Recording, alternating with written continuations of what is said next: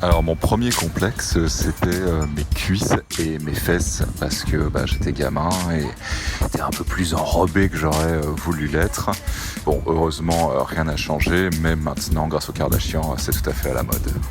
C'est mes épaules, j'ai des épaules assez larges, enfin je trouve très larges même.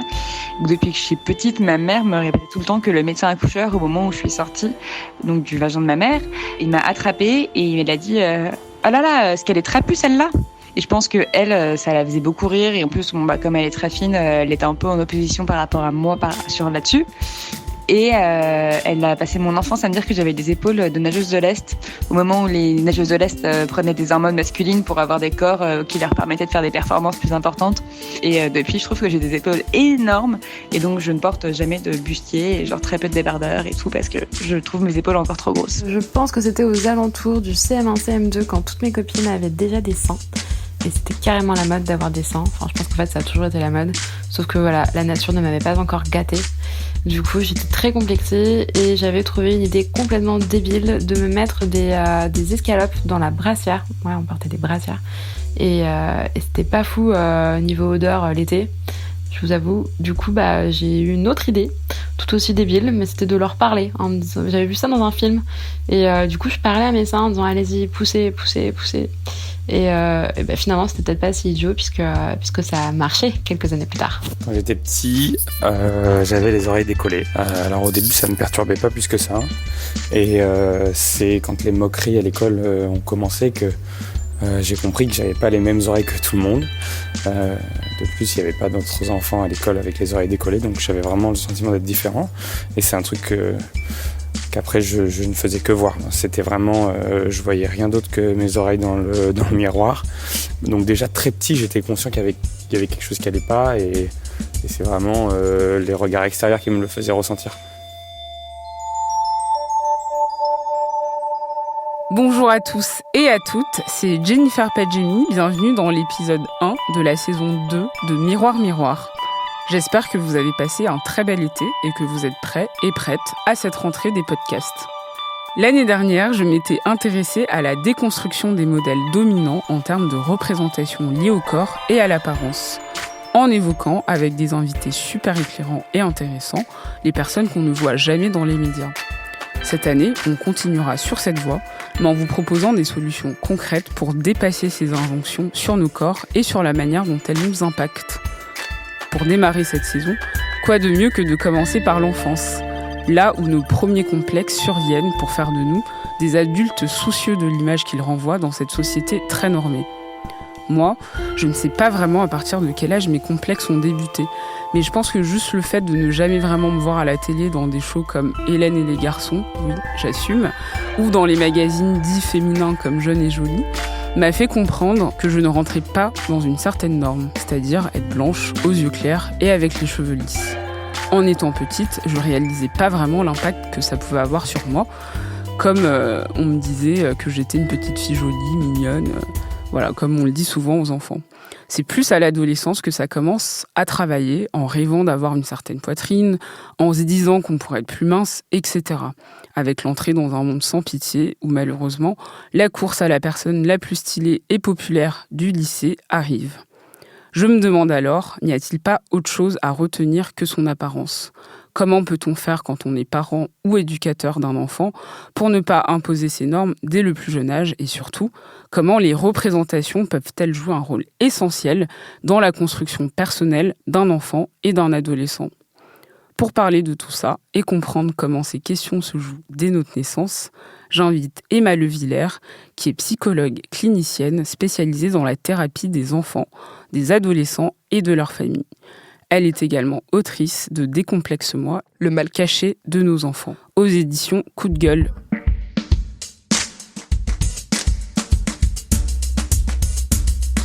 Bonjour Emma. Bonjour. Merci d'être avec moi aujourd'hui. Avec plaisir. Donc vous êtes psychologue clinicienne et vous vous intéressez particulièrement à l'enfant, à l'adolescent et à leur famille.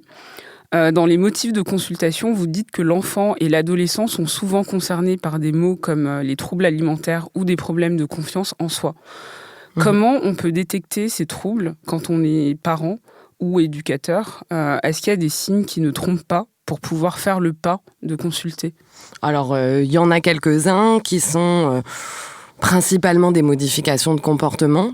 Ce qui peut être assez étonnant, c'est que c'est pas forcément des modifications négatives. On peut avoir un enfant qui est timide et qui va devenir très bavard, très sociable. On va se dire, c'est une bonne nouvelle.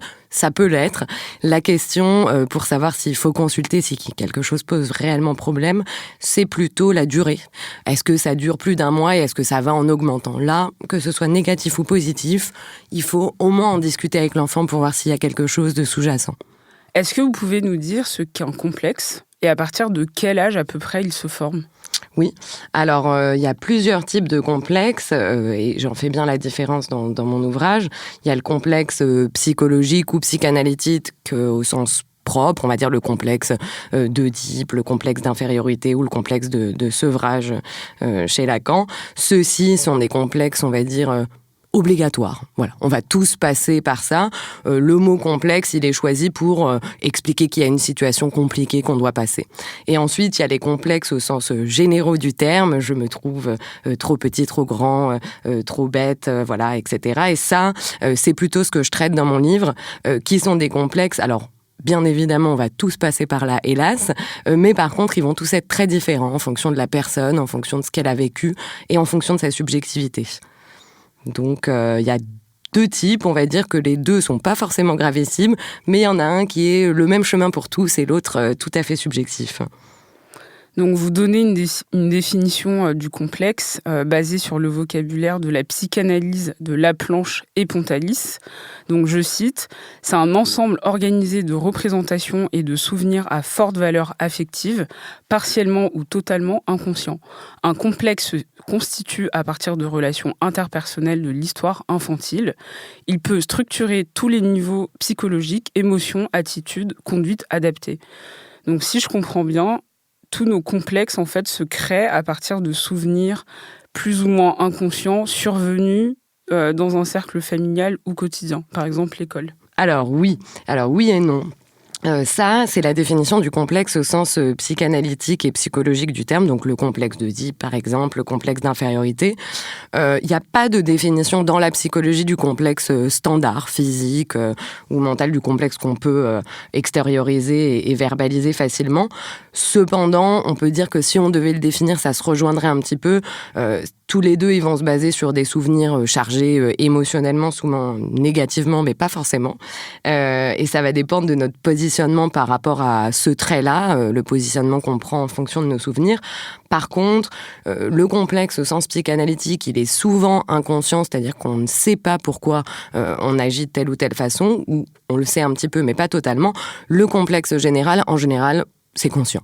C'est-à-dire qu'on sait qu'on se trouve trop petit, par exemple, et on se souvient très bien de la fois où quelqu'un nous a pointé du doigt en disant « tu fais pas la taille qu'il faut » et où ça a commencé à nous complexer. Donc la différence est peut-être dans notre capacité à savoir d'où ça vient. Mais du coup, qui est responsable dans la création de nos complexes ? Eh ben, c'est là la grande difficulté. Personne, et tout le monde, et nous-mêmes y compris. Le complexe, c'est tout à fait subjectif. Mettons, on va reprendre le même exemple, trop grand ou trop petit. Bon, on prend des enfants qui sont tous de la même taille. Pour autant, ils vont pas tous être complexés par le fait qu'ils soient trop petits ou trop grands.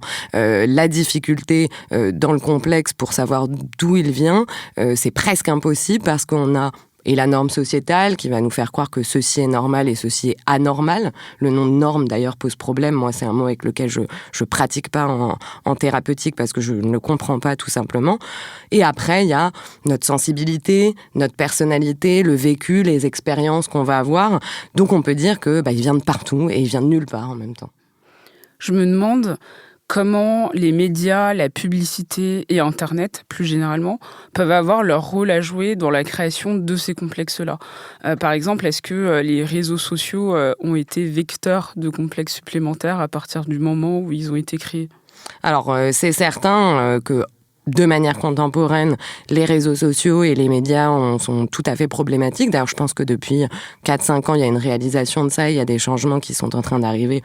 La preuve avec votre podcast, par exemple, qui est un média aussi comme un autre.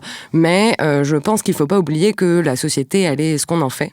Et que c'est nous qui avons utilisé ces outils et qui les avons rendus de cette façon-là. A priori, je pense que la tendance maintenant est d'en sortir, mais pour les plus jeunes, c'est une énorme influence pour l'instant. Qui on est sur Facebook, qui on est sur Instagram, combien de likes, combien de followers on a, c'est parfois une des seules choses qui nous permet de sentir notre propre valeur. Alors, justement, les réseaux sociaux commencent à se modifier en enlevant les likes, les commentaires désagréables, racistes, haineux, etc. Et je pense qu'ils sont conscients de l'influence qu'ils ont. Mais est-ce qu'il y a cette idée de comparaison aussi qui est amplifiée ?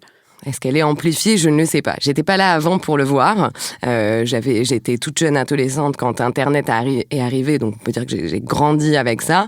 Je pense en toute honnêteté que la comparaison, elle a toujours été là. Ça, c'est notre société humaine. Et d'ailleurs, les complexes en soi et la comparaison, c'est pas forcément une mauvaise chose. Ça peut nous permettre d'évoluer, de nous challenger, de nous rendre meilleurs, etc. La problématique, c'est quand ça devient un obstacle.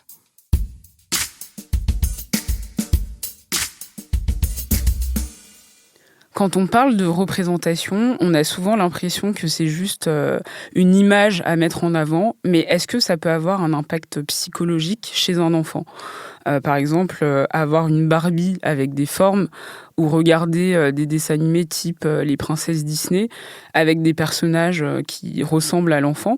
Je pense récemment à l'annonce de la petite sirène qui sera noire pour la première fois. Est-ce que une petite fille noire, par exemple, qui regarderait ce dessin animé, ça pourra jouer dans la formation ou non des complexes qu'elle aura plus tard ? Oui, c'est certain. On peut le voir assez facilement, par exemple, dans la notion du poids, qui a changé au fil des âges. Il y a eu des tendances, notamment à la Renaissance, où être bien en chair, c'était ça qu'il fallait. Si on était mince, comme soi-disant il le faut en ce moment, c'était une très mauvaise chose. Donc c'est certain qu'on est influencé par la norme, d'autant plus que, et on en reparlera peut-être, l'idée dans la société pour pouvoir être dedans, pas isolé, s'y accomplir et y réussir, c'est quand même d'avoir un minimum de complexe et de réussir à être, on va dire, normal. Donc si on n'est pas représenté, on peut, de manière consciente ou inconsciente, se dire que on n'est pas normal et qu'on a un problème alors qu'on n'en a pas. Donc bien entendu, la représentation, c'est au cœur de notre découverte de nous-mêmes. Vous expliquez dès le début de l'ouvrage que celui-ci est destiné aux parents, futurs parents ou aux éducateurs de toutes sortes. Comment leur manière d'éduquer peut-elle avoir un impact direct sur le développement de l'enfant ? Eh bien, elle va avoir un impact déjà parce que ce sont les personnes les plus influentes, c'est-à-dire dans le sens où, en général, quand on dit parents, figure parentale, ça peut être des professeurs, ça peut être des oncles, des tantes, des beaux-parents, et les éducateurs, donc toutes les personnes qui ont en charge d'éduquer légalement, entre guillemets, nos enfants, eh bien déjà, les enfants les écoutent plus que les autres. Donc là, ils ont déjà une première pierre de leur côté. Et ensuite, ils sont au contact des enfants quotidiennement. Donc c'est eux, comme on en parlait précédemment, qui peuvent repérer s'il y a un changement de comportement, s'il y a des difficultés, s'il y a une régression, si l'enfant commence à raconter des histoires, etc. Plus rapidement, ils vont être en capacité de questionner, pas forcément d'intervenir, mais de dire, tiens, qu'est-ce qui se passe ?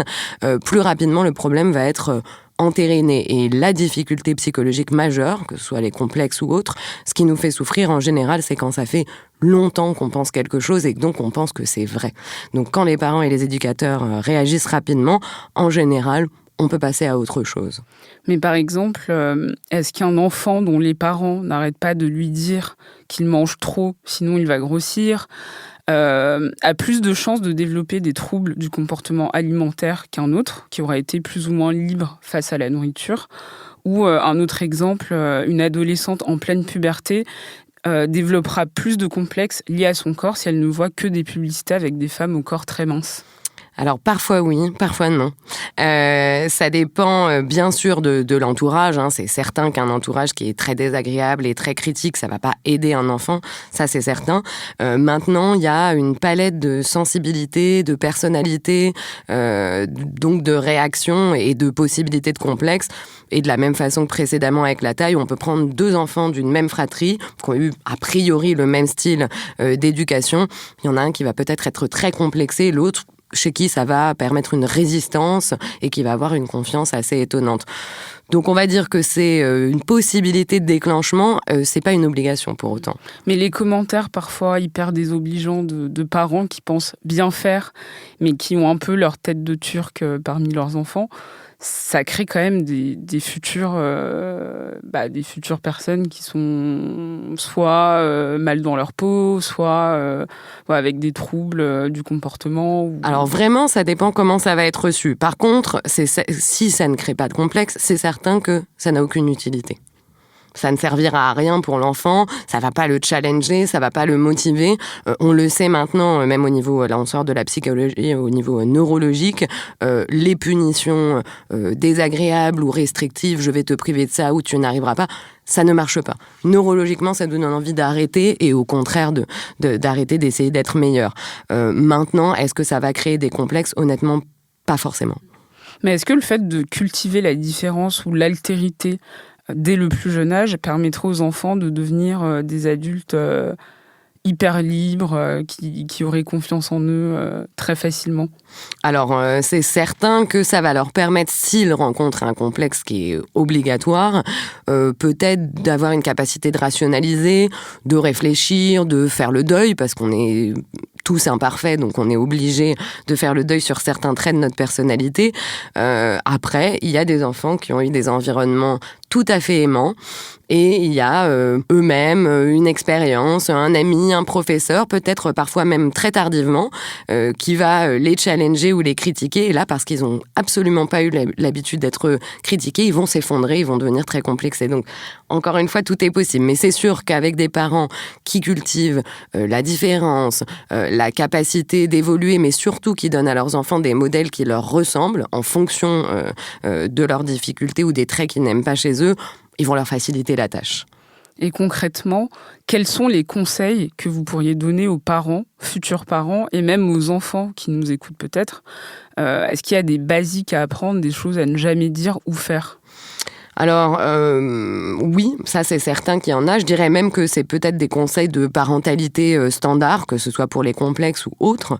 La première chose qui est très difficile, je pense, en tant que parent, c'est d'accepter qu'on est imparfait. Voilà, on peut avoir les meilleurs ou les pires parents du monde. De toute façon, tous les adultes disent « Moi, je ne ferai pas exactement la même chose que mes parents, je changerai ceci, je changerai cela. » À partir du moment où on accepte que c'est pas possible d'être parfait, on va avoir une possibilité de s'adapter, notamment à chaque enfant, puisqu'ils sont tous différents s'il y a plus qu'un enfant dans la fratrie.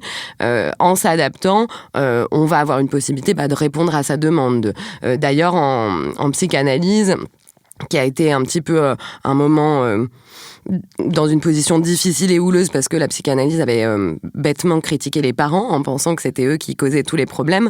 Il y a un terme qui a été créé par Winnicott qui s'appelle la mère suffisamment bonne, ce qui laisse bien entendre qu'on ne peut pas être parfait. Et il reprenait une expression de Mélanie Klein qui, elle, disait l'expérience suffisamment bonne parce que pareil, il n'y a pas d'expérience parfaite. Donc s'ils acceptent ça, déjà, ils sont sur un bon terrain. Ensuite, c'est plutôt des conseils si on pense qu'il y a peut-être un problème. La première chose, c'est de communiquer. C'est surtout de ne pas essayer de trouver une solution. D'abord, d'essayer de comprendre. Parfois, on est inquiet, il n'y a pas de raison de l'être. Parfois, on pense que ça va bien et finalement, il y a une raison d'être inquiet. Si on voit qu'il y a quelque chose de difficile, avant même de trouver une solution, une fois qu'on a communiqué, je dirais d'abord réparer, consoler, discuter, câliner en fonction des âges et ensuite relancer. Et ça, c'est ce que je conseille dans mon ouvrage, comme vous le disiez au niveau de la représentation, c'est-à-dire de trouver éventuellement des modèles plus adaptés peut-être que celui que l'enfant s'est trouvé lui-même. Et que ne pas faire, c'est difficile, mais pour les complexes, principalement la comparaison. C'est très difficile, surtout qu'il y a des traits génétiques qui sont partagés, donc prenons le même exemple, si on se trouve trop petit et que l'enfant est aussi trop petit, il peut avoir du mal à oser dire que ça lui fait de la peine parce qu'il se dit, en le disant, je vais faire de la peine à mon parent. Et bien entendu, si on voit qu'il y a un trait qu'il n'aime pas, encore une fois trop petit, éviter d'amplifier.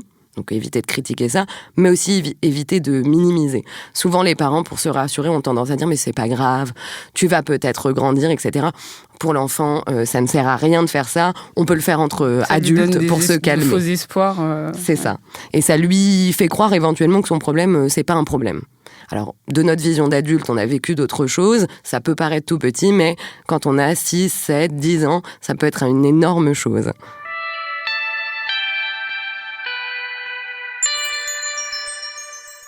À un moment dans votre livre, vous écrivez un passage très intéressant. Je cite « Qu'est-ce qu'être unique ? Qu'est-ce qu'accepter ça ou ces différences et en faire le terrain d'amplification de sa personnalité, plutôt que de se laisser écraser par la norme ?» Et je me demande, qu'est-ce que c'est cette norme ? Est-ce que c'est la même déjà pour les filles et pour les garçons ? Et puis, est-ce que c'est cette norme en fait de blancheur, de minceur, de beauté et de réussite à la fois ? Alors, d'un côté, elle est universelle, elle est partout la même. Il y a des lois, par exemple, ne pas tuer, qui sont tout à fait universelles. Ça fait partie de la norme. Et dans ce point-là, on peut dire que la norme, c'est salvateur quand même. C'est ce qui nous permet de vivre en société. Ensuite, bien sûr, elle est adaptable.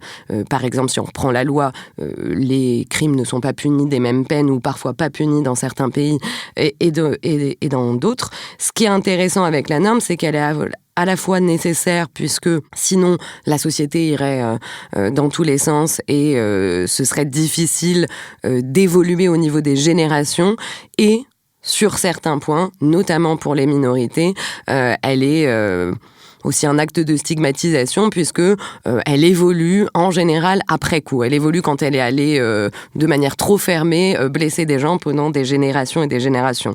Donc elle est à peu près la même, parfois changeante, et espérons-le, mais ça a l'air d'être le cas durablement, elle va évoluer de manière à nous permettre d'être tous normaux, si c'est un mot qui existe. Mais est-ce que les filles sont plus touchées par ça, par exemple ? Notamment avec ces questions de corps, d'apparence, de représentation en toute dans le regard de honnêteté, l'autre. Actuellement, je ne crois pas. Si vous voyez les pubs masculines, je pense que les abdos par 8, c'est pas quelque chose qui est possible pour tous les hommes. L'épilation, etc. Enfin bon, ils ont des standards de beauté qui sont inatteignables. Ils ont d'autres pressions, hein. Si on prend les choses traditionnelles, par exemple, de devoir ramener de l'argent dans le foyer, c'est une pression sociétale. Mais ça, tant que c'est pas durable dans le temps, et ça vise à s'évoluer, on peut parler que d'une norme contemporaine. Est-ce que en ce moment, il y a plus de difficultés pour les femmes ? Au niveau de la norme, je ne sais pas. Au niveau de leur traitement, au niveau des comportements, sûrement. Mais est-ce que ça, c'est la norme ? Est-ce qu'on dit ouvertement ce qui est normal, c'est de faire tant de poids ? Je ne sais pas. Je pense que c'est culturel. Vous pensez pas qu'il faudrait aussi cultiver des compliments qui soient pas toujours liés à l'apparence ? Par exemple, dire à un enfant qu'il est intelligent ou curieux ou gentil. Est-ce que ça aiderait pas à se construire autrement, sans avoir l'impression de toujours tourner autour de son physique pour se donner des qualités ? Bah, tout à fait, ce serait exceptionnel si tout le monde, même pour les adultes d'ailleurs, pouvait faire ça. Alors, moi j'ai recueilli pour cet ouvrage pas mal de témoignages. Il se fait que, sans demander, 70% de ces témoignages sont quand même sur l'apparence physique. Je pense tout simplement parce que c'est visible, il y a plus de critiques à l'encontre de notre apparence. Bien entendu, l'idéal pour un enfant en construction, c'est de comprendre que l'apparence, déjà, contrairement à tout le reste, c'est très facilement modifiable, donc ça a finalement peu d'importance si on aime ou on n'aime pas ceci ou cela, puisqu'on peut en général le transformer plus ou moins médicalement et plus ou moins difficilement. Par contre, nos capacités d'empathie, notre personnalité, notre intelligence, il y a quand même un petit terrain inné, on va dire, et je pense qu'en effet, oui, mettre la clé sur ces points-là pour faire démarrer la confiance en soi, c'est une très bonne idée. Oui, mais ça va ensemble, finalement, parce que plus on est accepté socialement, ou en tout cas considéré comme beau ou grand, ou en tout cas avec des normes physiques socialement valorisées, on sera forcément plus apte à être gentil, en tout cas pas gentil, mais en tout cas à correspondre aux qualités de la bonne personne. Alors, oui, on va être plus facilement accepté par les autres. Par contre, aussi étonnant que ce soit, le fait est que les personnes qui sont beaux, entre guillemets, dans les normes sociétales, et qui le savent ou qui en ont une certaine conscience, en général, sont très très loin d'être les plus gentils.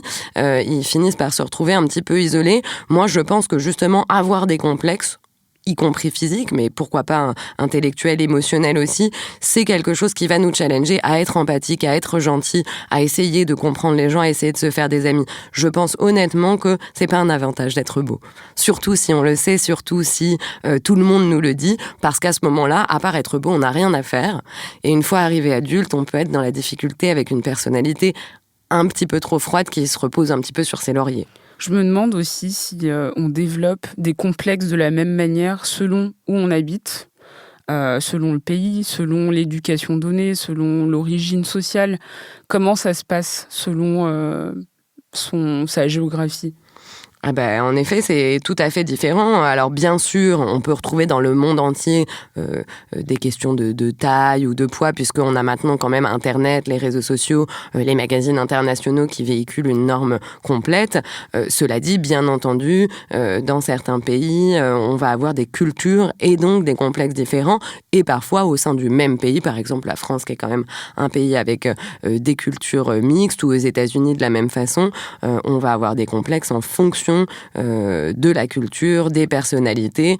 On peut imaginer, par exemple, qu'un enfant d'une famille athée française va peut-être être complexé sur le fait qu'il n'a pas trouvé un terrain scientifique, intellectuel à développer, et qu'un enfant d'une même famille française aussi, mais religieuse de n'importe quelle religion, va peut-être être complexé de ne pas être assez bon au sens du divin et de ce qui peut être demandé dans les textes religieux. Donc en effet, même dans les mêmes écoles, même dans le même immeuble, on peut trouver des complexes différents.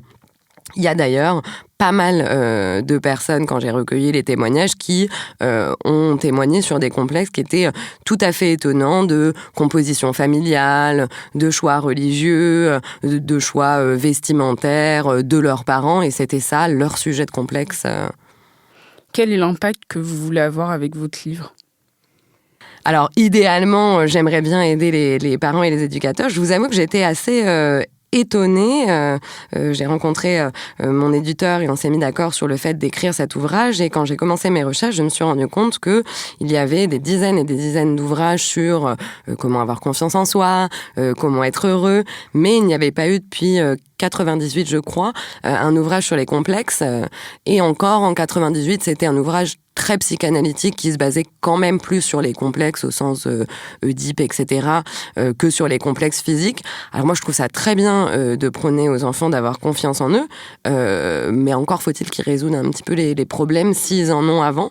Donc j'espère que ça va les aider. Et surtout, moi, je travaille dans mon cabinet avec donc des enfants, des adolescents, des familles. Le fait est que je travaille principalement avec des jeunes adultes, puisque jusqu'à 25-30 ans, on a une période qui s'appelle l'épreuve de réalité, qui nous met dans des mouvements adolescents, et c'est quelque chose qui nous suit assez tardivement. Et donc la notion de pas pouvoir, parce que ça n'existe pas, être normal, et donc que tout le monde est anormal, et que donc tout le monde est normal par équation, je pense que c'est quelque chose, si on arrive à évoluer là-dessus, qui va nous permettre d'avoir des jeunes adultes et des générations plus accomplies, plus téméraires, plus stables et tout simplement plus heureuses.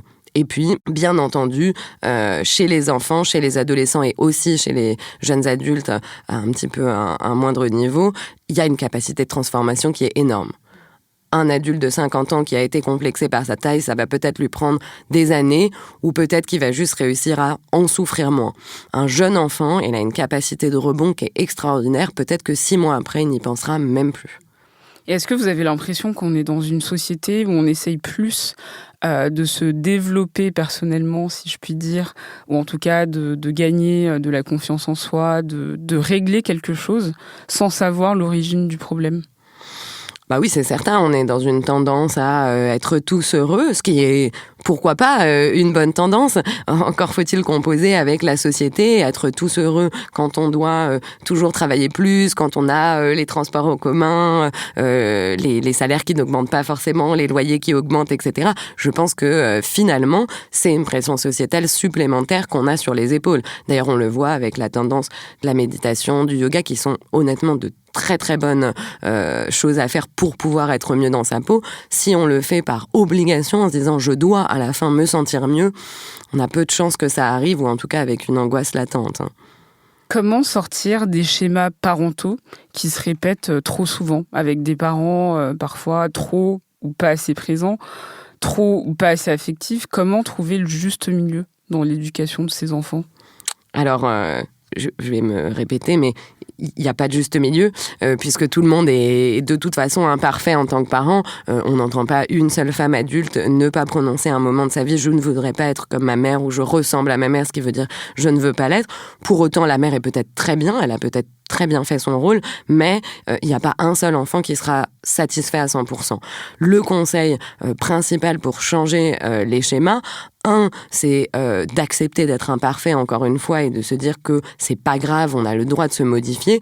Et éventuellement, si on voit qu'on n'arrive pas à se modifier et qu'on est dans l'impasse, pourquoi pas faire une introspection, pourquoi pas faire une thérapie personnelle et chercher pourquoi on se sent dans l'obligation d'être si gentil ou si dur en fonction des deux tendances.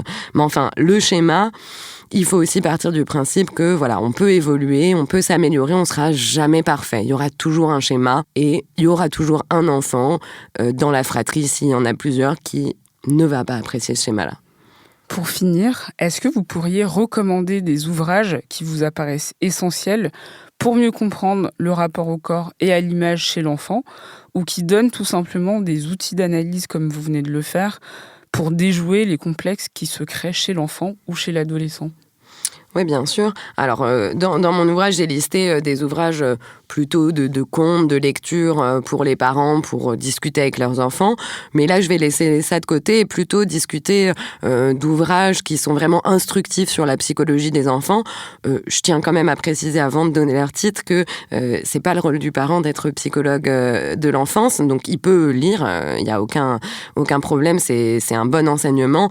Maintenant, il faut pas non plus lire à foison et essayer d'appliquer, sinon on risque de se rendre compte que ça ne marche pas et de repartir rebelote en se disant que bon, on est imparfait. Donc voilà, il faut les lire, pourquoi pas, si on en ressent le besoin. Je pense que c'est pas une obligation. Chaque parent peut aussi apprendre dans la pratique avec ses enfants, c'est ça qui marche réellement. Alors, pour les ouvrages que je peux recommander, c'est des ouvrages qui sont professionnels mais qui sont accessibles. C'est pas des ouvrages que je recommanderais à des collègues. De toute façon, c'est un peu la base, donc je pense qu'ils l'auraient déjà lu. Évidemment, il y a Françoise Dolto, qui est quand même la reine de la pédagogie. Pour les adolescents et le mouvement adolescent, elle a écrit un ouvrage qui s'appelle Le complexe du homard, qui est très connu. Celui-là, il est très utile pour essayer de comprendre ce qui se passe, parce que même si ça s'est très bien passé jusque-là, ça peut tout d'un coup très mal se passer, ça peut être difficile. Il y a un autre auteur qui s'appelle Philippe Guton, qui a écrit un ouvrage qui s'appelle Le pubertaire, et qui explique ce passage-là aussi.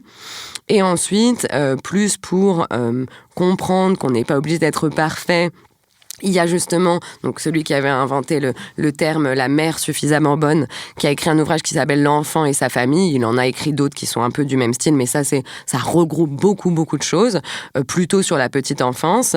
Ensuite, pour la norme, je trouve que c'est un ouvrage intéressant.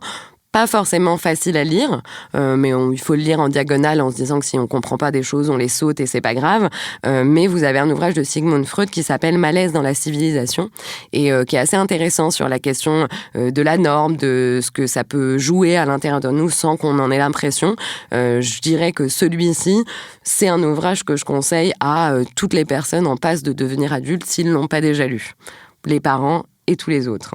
Il y a un ouvrage pour les complexes, très particulièrement, qui est pas mal, de Boris Cyrulnik, donc qui est très connu et très en vogue en ce moment, qui est neuropsychologue et qui a étudié la psychanalyse, qui s'appelle « Les vilains petits canards » et qui explique justement comment on peut se débrouiller avec cette impression de pas être assez quoi que ce soit.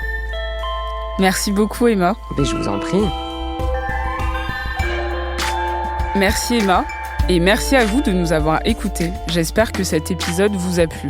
Si c'est le cas, n'hésitez pas à le noter, mais surtout à me partager vos réactions, vos commentaires, vos avis. Je les lirai avec plaisir.